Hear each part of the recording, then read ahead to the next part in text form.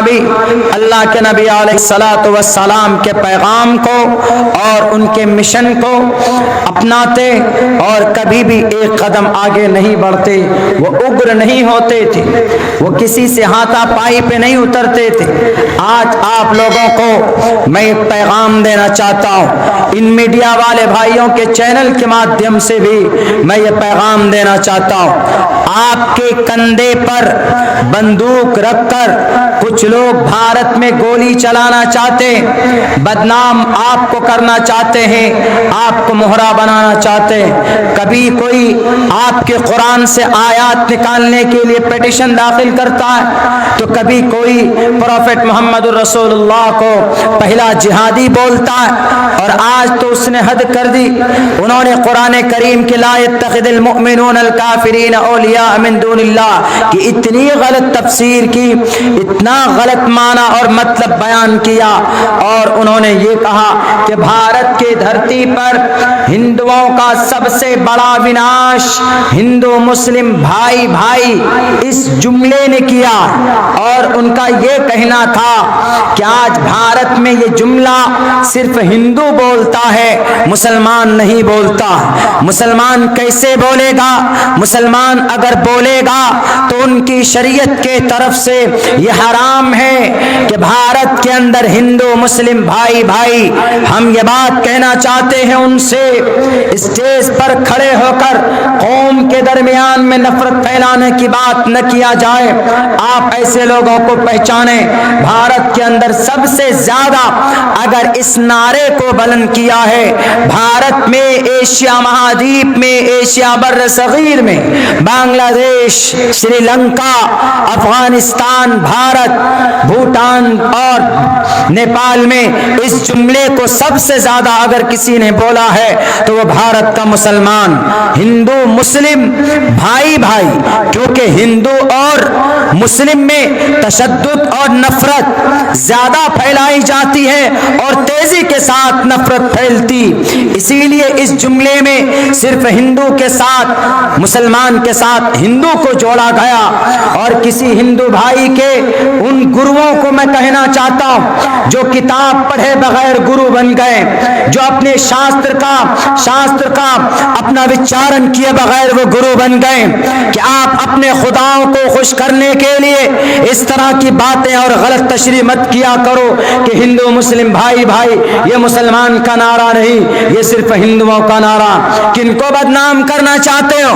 Prophet Mohammad रसूलुल्लाह को क्या गुनाह था उनका?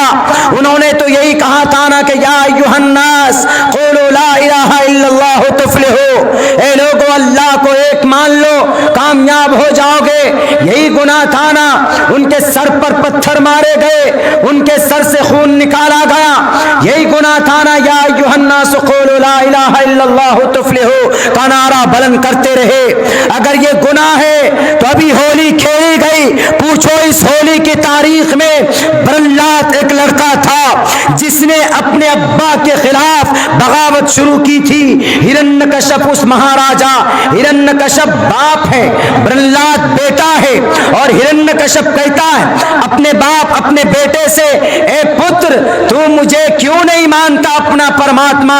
जब सारे गांव बस्ती वाले मेरे कदमों में झुक जाते हैं तो तुम अपने ओम हरि ओम का माला क्यों जपता है? तुम अपने ओम नमो भगवते वासुदेवाय का माला क्यों जपता है? तू मुझे भगवान क्यों नहीं मानता? तू मेरी पूजा क्यों नहीं करता? तू मेरी परस्तिश क्यों नहीं करता?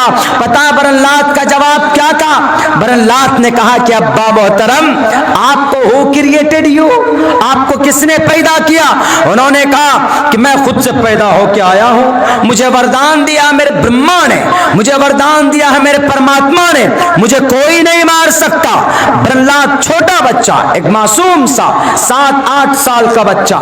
ये होली जो मनाई जाती है, आज की तारीख में होली मनाई गई। हिंदू भाइयों को होली में सिर्फ रंग डालना याद होता है, आग जलाना याद होता है। आग क्यों जलाते हैं? क्योंकि होलिका होलिका दहन करते हैं। होलिका दहन हिरण्यकश्यप की बहन का नाम। और इस होली को क्यों मनाते हैं? मैं इस होली के अंदर भी मुहम्मदुर रसूलुल्लाह ने जो मिशन जारी किया था, जो मिशन आपने जो तबलीग की थी, हजरत इब्राहिम ने जो तबलीग की थी, हजरत नूह ने जो तबलीग की थी, वो तबलीग आपके इस होली के त्योहार में पाया जाता है। आप देख लो उठाकर क्या पैगाम था होली में प्रहलाद का। प्रहलाद लड़का, हिरण्यकश्यप बेटा, हिरण्यकश्यप बाप जालिम, प्रहलाद उसका पुत्र हुआ।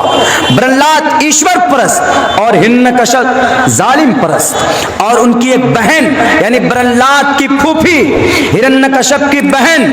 अब प्रहलाद कहता है कि अब्बा मोहतरम, हु क्रिएटेड यू, आपको किसने पैदा किया? वो कहता है कि I am only alone, I am a star, I am a god of the world, मैं दुनिया का पालनहार। मेरे सामने मत्था झुकाओ बेटे, नहीं तो तुझे मैं मसल दूंगा चींटी की तरह। उन्होंने कहा आसान नहीं है। 8 साल के बच्चे ने कहा कि आसान नहीं है। हिरण्यकश्यप साहब, हमारे अब्बा मोहतरम, अगर आपको ब्रह्मा ने वरदान दिया है, ब्रह्मा ने एक वरदान ये दिया था कि हिरण्यकश्यप जाओ, तुमको आसमान से, जमीन से, दाएं से, बाएं से कोई नहीं मार पाएगा। तुमको ना इंसान मार पाएगा, ना तुमको जानवर मार पाएगा, न तुमको अस्त्र मार पाएगा, न शस्त्र मार पाएगा, न तुमको AK-47 से उड़ाया जा सकता है, न तुमको मिसाइल से मारा जा सकता है, न तुमको चाकू से मारा जा सकता है। कि you are undied, you will be undied person, यानी तुम अमर हो, तुमको कोई नहीं मार सकता, जाओ तुम। अब ताकत के नशे में जब उसको अमर होने की सर्टिफिकेट मिल गई, किनसे? ब्रह्मा जी से। तो अब तो ताकत आना और गुरूर और घमंड आना, ये तो जरूरत है उसकी। अब उसने कहा कि मेरी भक्ति करो। सबने उनकी भक्ति शुरू कर दी डर से। दैत्यों का महाराजा कौन? हिरण्यकश्यप। होली में रंग डालने वाले मेरे हिंदू भाइयों, होली में रंगोली खेलना होली का मतलब नहीं होता। होली में एक ईश्वर की भक्ति करते करते इस दुनिया से चला जाना होली का मतलब होता। फिर क्या किया इन्होंने? कहा कि बेटे, तुम मुझे अपना परमात्मा मानते हो कि नहीं? तुम मुझे अपना गॉड मानते हो कि नहीं? तो प्रहलाद ने कहा कि अब्बा कैसे माने? आपको जिस ब्रह्मा ने वरदान दिया है, हम उसी ब्रह्मा से भी 2 कदम आगे। ओम हरि ओम का, हम विष्णु जी का, जो हमें और आपको पाल कर इतना बड़ा किया है, हम उसकी भक्ति क्यों ना करें? आपकी करें। आप तो मनुष्य हो, आप तो मर जाओगे, चलो चले जाओगे। आप तो दैत्यों का महाराजा हो, यानी शैतानों का राजा हो, डाकुओं के राजा हो, आप नहीं मानेंगे हम आपको। प्रहलाद ने कहा हम पढ़ेंगे ओम हरि ओम। हिरण्यकश्यप को आया गुस्सा। हिरण्यकश्यप ने कहा कि अच्छा नहीं मानोगे तुम, रुको।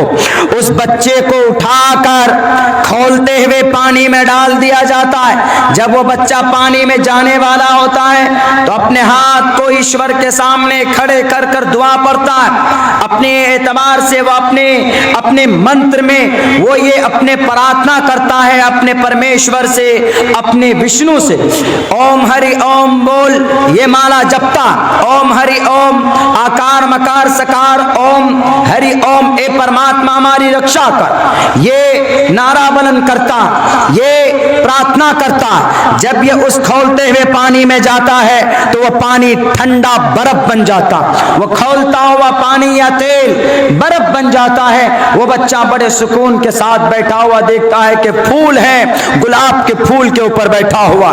जब इसके बाप को देखा, समझ में आए कि कोई शक्ति है, छोटी मोटी शक्ति है जो इसकी हिफाजत कर रहा। उसको उठाता है। उसके बाद सिर्फ ये उपाय लगाता है कि मैं कैसे इस बच्चे को, अपना पुत्र जरूर है लेकिन मेरी बदनामी कर रहा है, मैं इसको कैसे खत्म करूं। तो अपनी बहन को, हिरण्यकश्यप की बहन जिसको वरदान होता है, वरदान मतलब गिफ्ट होता है ईश्वर के तरफ से, गिफ्ट और वरदान, अपनी बहन को कहता है कि बहन होलिका, तेरा ये भतीजा मेरा बेटा ये नासूर बनता जा रहा है, लोग डर नहीं रहे इसकी वजह से, लोग बोल रहे कि हम तुम्हारी क्यों पूजा करें, जब तेरा बेटा तेरी भक्ति नहीं करता है प्रहलाद, तो हम क्यों तुम्हारे सामने अपने मत्थे को टिकाएं हम, इसीलिए तुम अपने बेटे को मना लो। तो हिरण्यकश्यप बहन से कहता है कि बहन कोई उपाय करो, नहीं तो आज हमारी बहुत बेइज्जती हो जाएगी। तो बहन कहती है कि भाई इतना नाराज, इतना चिंता मत कीजिए, बल्कि मुझे तो ईश्वर ने वरदान दिया है ना कि आग मुझे नहीं जला पाएगी। एक काम करो, आप आग लगाओ। अचानक से मैं अपने भतीजे का हाथ पकड़कर उस आग में ले जाकर डूब कूद जाऊंगी, मैं बच जाऊंगी, क्योंकि मुझे वरदान है। और आपका बेटा पुत्र जो प्रहलाद है वो एक आम साधारण सा बच्चा है, मिट्टी का बना हुआ है, वो तो जलकर राख हो जाएगा, मामला खत्म हो जाएगा। अग्नि देवता से, अग्निदेव से कोई नहीं बच पाया। और मैं अग्निदेव ने जो मुझे वरदान दिया, मैं अग्निदेव से कहूंगा कि ए मात, ए परमात्मा, इस प्रहलाद को जो मेरी मुखालफत कर रहा है इसको आप मार दो, इसको जला दो, भस्म कर दो। तो वो कहता अच्छा ठीक है, वो आग जलाना शुरू करता। 1 महीने तक आग जलाई जाती है। हजरत इब्राहिम को अंगारे में डालने के लिए भी कितने दिन तक आग जलाई गई, 1 महीने तक हजरत इब्राहिम को भी आग में डाला जाता है। और इधर प्रहलाद को उसकी फूफू, उसकी मौसी हाथ पकड़कर आग में ले जाकर कूदने की कोशिश करती। ये बच्चा जानता, अपने माते के पास आता है, अपनी माँ के चरण को छूकर कहता है कि ए माते, मेरा बाप अगर मुझे मारना चाहता है तो उसको इच्छा, उसकी इजाजत है, अगर उसके हाथ से मेरी मौत है तो मैं आवश्यक मैं मर जाऊंगा, लेकिन अगर मेरा परमात्मा मुझे देख रहा है तो मुझे वो मेरी रक्षा करेगा। ये बच्चा फिर उसी तरीके से हाथ ऐसे अपने सामने रखकर वो एक मंत्र पढ़ता। मैंने खुतबे में वो मंत्र पढ़ा, ओम नमो भगवते वासुदेवाय विश्वेश्वरा आदि पुरुष अपरंपार अल्लेख पुरुषा नमः, ओम नमो भगवते, पूरा मंत्र जपता है, पूरा मंत्र पढ़ते रहता। जब आग में डलता है ये बच्चा तो मामला उल्टा हो जाता। जो अग्नि देव ने उस लड़की को, होलिका को वरदान दिया था कि तुम नहीं जलोगी, तुम अंगारे में बैठ जाओ, आग में कूद जाओ, तुमको आग नहीं जला सकती, लेकिन वो विष्णु, उसने ऑर्डर दिया अग्निदेव को कि तुम अपना ये वरदान वापस लो, इसलिए कि उसके अंदर एक बच्चा नहीं है, वो सत्य की शक्ति है, वो सच्चाई की प्रतीक है। आज देखो ताकत किसकी है, आज जीत किसकी होती है। मेरे भाइयों, वो होलिका जलकर भस्म हो जाती है और ये लड़का माला जपते हुए, मंत्र पढ़ते हुए आराम से देखते हैं कि पढ़ता हुआ अग्नि से बाहर निकल जाता। बाप देखकर गुस्से में आ जाता है, हिरण्यकश्यप तू आज जो आग लगाते हैं, कल रात आग लगाई गई, हिंदू भाइयों ने अपने अपने चौराहे पर आग लगाया। क्यों आग लगाया? उसी होलिका दय करते हैं वो, और होलिका दय के गम में वो लोग कुछ न कुछ मंत्र पढ़ते हैं, कुछ न कुछ वो करते हैं। मेरे भाइयों, मेरे साथियों, ये वाकया इसके अंदर तबलीग है, इसके अंदर वहदानियत का प्रचार है। मेरे नबी ने यही तबलीग, और हजरत इब्राहिम ने, हजरत नूह ने, हजरत दाऊद ने, हजरत मूसा ने, हजरत ईसा ने कौम को यही तबलीग बताने के लिए आए थे। जब प्रहलाद, जब अल्लाह की, ईश्वर की वहदानियत बताते बताते चले जाते, फिर उनके बाप का खात्मा कौन करता? भगवान नरसिंह आते हैं, विष्णु जी भगवान नरसिंह का अवतार लेकर, जिनका आधा इधर से सर जो है वो शेर का है और गले से नीचे उनका इंसान का, क्योंकि वरदान था किनको, इनको, इस राक्षस राजा को, कि तुमको जानवर नहीं मार सकता, तुमको इंसान नहीं मार सकता, तुमको अस्त्र शस्त्र नहीं मार सकता। ऐसे उसको उठाया, उठाने के बाद हथियार से नहीं बल्कि उसके सीने को फाड़कर वहां से उनके दिल को, सारे ऑर्गन्स को पकड़कर पीस देता। मेरे भाइयों, फिर वहां पर हक की जीत होती। बताओ, तिलक लगाकर स्टेज पर खड़े होकर नबी को बुरा भला कहने वाले हमारे साधु संत साहब, आपको मैं बुरा इसलिए कह रहा हूं क्योंकि आपको ज्ञान नहीं। हमारे नबी को आपने बुरा कहा। नबी गए थे ताइफ के मैदान में, कौन कौन सा गुनाह किया था? यही ना, या अय्युहन्नास क़ूलू ला इलाहा इल्लल्लाहु तुफ्लिहू, यही पैगाम तो बरलात का भी था। मेरे हिंदू भाइयों, होली आप इसी त्योहार के यादगार में मनाते हैं, इसी हादसे के यादगार में आप होली मनाते हैं। अगर अब्दुल्ला झूठ बोलता है तो 19 kilometre from away to Jokihat में रहता हूं, I live at Jokihat, you can find me, you can visit me, आप आए इंशाअल्लाह मैं आपको आपके ग्रंथ के हवाले से बताऊंगा कि आप होली क्यों मनाते।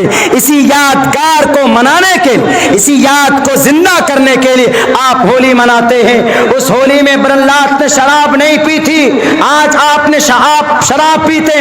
उस होली के त्योहार में बरलात ने कभी भी किसी को रंग देकर परेशान नहीं किया था। आज आप लोगों की गाड़ियों में रंग डालकर लोगों को परेशान करते हैं। आपके होली के त्योहार से यह पैगाम बिल्कुल नहीं जाना चाहिए। होली का मतलब एक ईश्वर की भक्ति, होली का मतलब ओम नमो भगवते वासुदेवाय विश्वेश्वरा आदि पुरुष अपरंपार अल्लाह के पुरुषा नमः।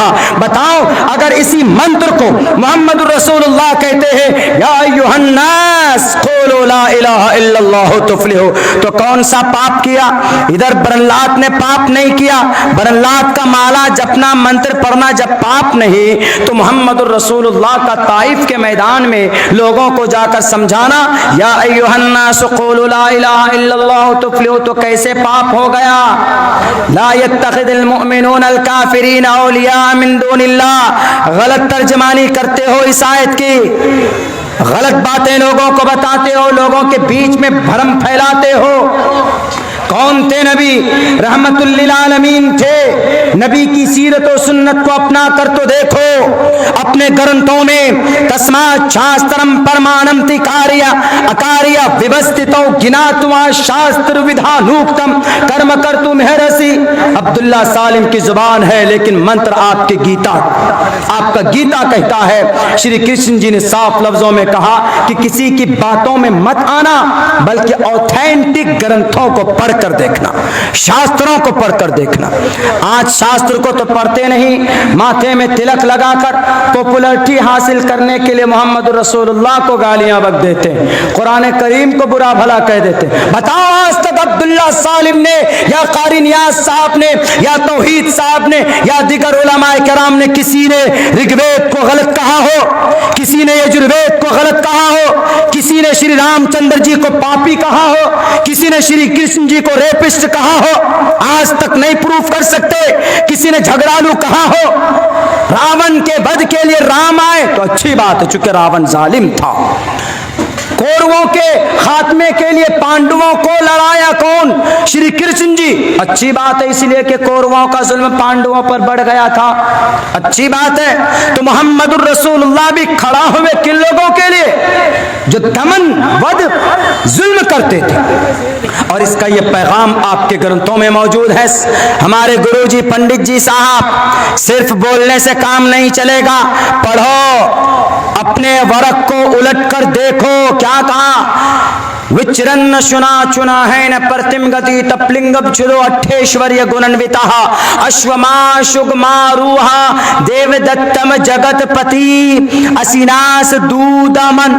दमन करेंगे किन लोगों का? दैत्यों के राजा का दमन करें, वध करेंगे उनका।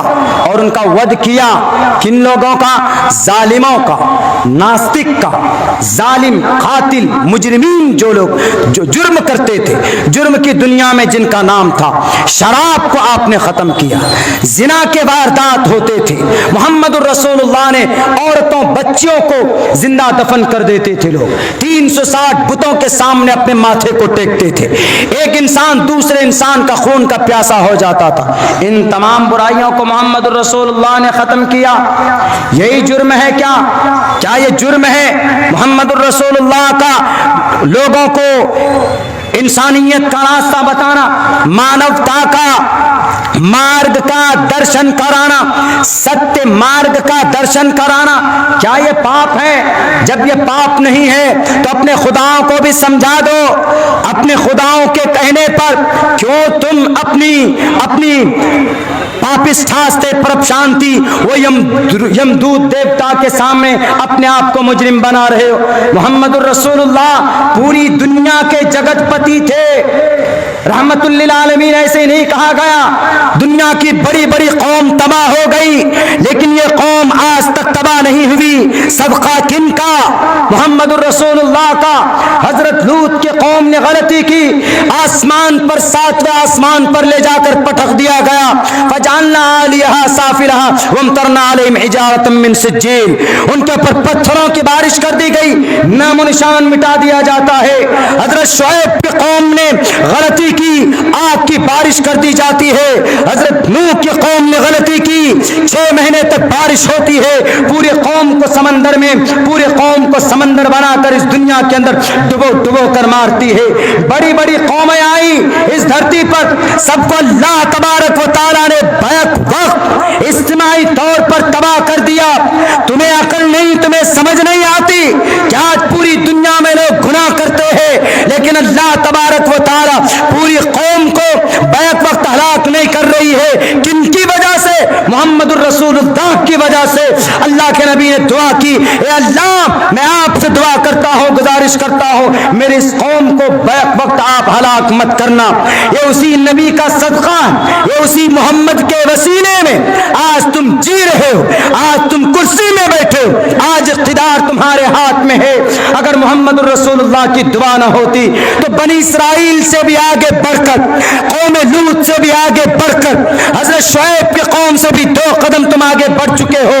लेन देन में गलती तुम करते हो, गरीबों के खून को तुम चूसते हो, यतीम मिस्किनों के जायदाद को हड़प तुम करते हो। उन बड़ी पिछली कौमों से भी बड़े तुम्हारे जुर्म है। अगर अल्लाह तबारक व तआला चाहता तो आज इस धरती से तुम्हारा नामो निशान मिटा देता, लेकिन एक कलिमा पढ़ने वाले नबी मोहम्मद रसूलुल्लाह की दुआओं के सदक़े में आज तुम जिंदा हो इस धरती पर। आज इक़्तिदार तुम्हारे पास में है। खुदारा उन्हें बुरा मत कहो, पहले अपने ग्रंथों को पढ़कर देखो। जिस नबी को आप बुरा कह रहे हैं, हमारे वो नबी बुरे नहीं थे, इसीलिए रहमतुल लिल आलमीन, अल्लाह के नबी को पूरी दुनिया के लिए रहमतुल लिल आलमीन बनाया गया। क्या गलत है इसमें? उन्होंने कहा कि नहीं मौलाना, पता है क्या कहा जाता है, अगर कोई हिंदू कैदी को पकड़ो, मोहम्मद के ज़माने में, मुसलमान बादशाहों के ज़माने में हिंदू कैदी पकड़े गए तो उनके बारे में आदेश जाता था फौरन। क्या आदेश? कि उसको मारो, उसको खाना मत खिलाओ। हालांकि बिल्कुल गलत है कि नहीं है? भारत की तारीख में मुस्लिम इंपेयर ने किसी भी हमारे हिंदू भाई को जो मुक़य्यद किए गए हैं उनको भूखा नहीं मारा है। मुसलमानों बताओ, मुसलमानों का सबसे पहला राजा कौन? आपको भी मालूम होना चाहिए। सिर्फ गोश्त और मछली खाने में जिंदगी बर्बाद मत करो। नौजवानों, सिर्फ फ्री फायर गेम खेल कर अपनी जिंदगी तबाह मत करो। आपके लिए मुस्तकबिल में गड्ढा खोदा गया है, कौन सा CAA के नाम पर, अभी तो आपको पता नहीं चल रहा, लेकिन जब NRC होगी उस वक्त में CAA के जरिए आपको जब छांटा जाएगा, उस वक्त पता चलेगा कि अब्दुल्ला सालिम सही बोल रहा था, कारी नियाज़ साहब सही बोल रहे थे। लोग जो प्रोटेस्ट कर रहे थे, जानो इतिहास क्या, तारीख क्या। भारत का सबसे पहला मुस्लिम बादशाह कौन? मेरे ख्याल से बड़े मजमे में बहुत से कम लोगों को मालूम होगा। मोहम्मद बिन कासिम आप कहेंगे, महमूद गजनवी कहेंगे, नहीं, मुसलमानों का सबसे बड़ा मुस्लिम इंपेयर भारत के अंदर शहाबुद्दीन गौरी थे, जो 1190-91 के अंदर आए थे। लेकिन हुकूमत उन्होंने अपने हाथ में नहीं ली थी, बल्कि 2 गुलाम को हुकूमत दे दी थी। कौन से गुलामान? दौरे गुलामान कुतुबुद्दीन ऐबक और शमसुद्दीन अल्तमश। इतने नेक बादशाह, तहज्जुद की नमाज इनकी कज़ा नहीं होती थी। यही शहाबुद्दीन गौरी ने हिंदू भाइयों को, उस वक्त के आदिवासियों को पकड़ा, लेकिन इज्जत के साथ उनको रखा, कभी भूखा नहीं रखा। तुम्हारी जुबान क्यों नहीं गूंगा हो गई? मोहम्मद के नाम पर, मोहम्मद रसूलुल्लाह के बारे में कहते हुए कि मोहम्मद रसूलुल्लाह तो ऐसे थे कि वो मुशरिकीन को, काफिरीन को पकड़ते थे, भूखा रखते थे, तड़पा तड़पा कर मारते थे। अरे ये तारीख मोहम्मद की नहीं है, पढ़ने में गलती हो गई होगी गुरुजी। माते जनाब, हमारे परमात्मा, अपने आप को परमात्मा कहने वाले महात्मा जी पढ़ लेते। ये तारीख हिटलर की थी, जर्मन का हिटलर। ये तारीख उसकी थी कि कैदियों को पकड़कर गैस के चैम्बर में डालकर भूखा रखता था। 6 करोड़ यहूदियों को तड़पा तड़पा कर किसने मारा? हिटलर ने मारा, मोहम्मद ने नहीं मारा। बल्कि मोहम्मद रसूलुल्लाह ने सबसे पहली और बड़ी जंग कौन सी लड़ी? अगर आपको एतराज है, आओ मैं तुम्हें बता देता हूं। मोहम्मद रसूलुल्लाह ने सबसे बड़ी जंग लड़ी, जंगे बद्र। असीराने जंगे बद्र 70 से कहीं ज्यादा कौन मुशरिकीन मक्का गिरफ्तार हुए। और देखो इस्लाम के अंदर मसावात कितनी, बराबरी कितनी, इस्लाम के अंदर अदालत है, इस्लाम के अंदर बराबरी, इस्लाम के अंदर कमी बेशी नहीं, संतुलन है। चाहे बाप हो, चाहे बेटा हो, चाहे बेटी हो, कोई भी हो, सबके लिए बराबर फैसला होता। जंगे बद्र में सहाबा किराम ने मैदान बद्र से कुछ मुशरिकीन को, कुफ्फार को पकड़ कर लाए, यानी वो कैदी बन गए। तो पता है उनमें कौन थे? उनमें अल्लाह के नबी के चचा हजरत अब्बास भी थे। अल्लाह के नबी ने कहा